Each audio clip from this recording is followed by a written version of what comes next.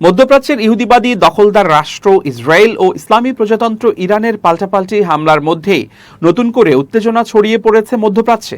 Israeli আক্রমণের পর এবার তেহরানের প্রধান আন্তর্জাতিক বিমানবন্দর ইমাম খোমেনি আন্তর্জাতিক বিমানবন্দর ঘিরে আকাশসীমা বন্ধ করে দিয়েছে ইরান।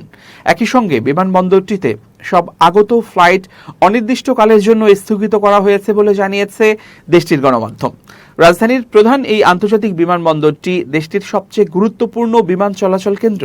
এদিকে ইসরায়েলি প্রতিরক্ষা বাহিনী আইডিএফ জানিয়েছে, উত্তর ইসরায়েলে ইরানের এক দফা ব্যালিস্টিক ক্ষেপণাস্ত্র হামলার কয়েক ঘন্টা পর তাদের বিমান বাহিনী মধ্য ও পশ্চিম ইরানের বিভিন্ন লক্ষ্যবস্তুতে হামলা চালিয়েছে। স্থানীয় গণমাধ্যমের বরাতে জানা যায়, 7 জুন তেহরানের আন্তর্জাতিক বিমানবন্দরে সব আগত ফ্লাইট স্থগিত করা হয়েছে।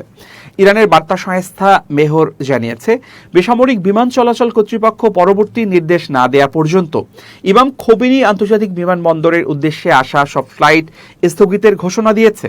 রাজধানী তেহরানকে সেবা দেয়া দুটি প্রধান বিমানবন্দরের একটি হল ইমাম খোমেনি আন্তর্জাতিক বিমানবন্দর। মধ্যপ্রাচ্যের চলমান যুদ্ধ পরিস্থিতির কারণে কয়েক সপ্তাহ বন্ধ থাকার পর গত এপ্রিল মাসেই বিমানবন্দরটি পুনরায় চালু করা হয়েছিল।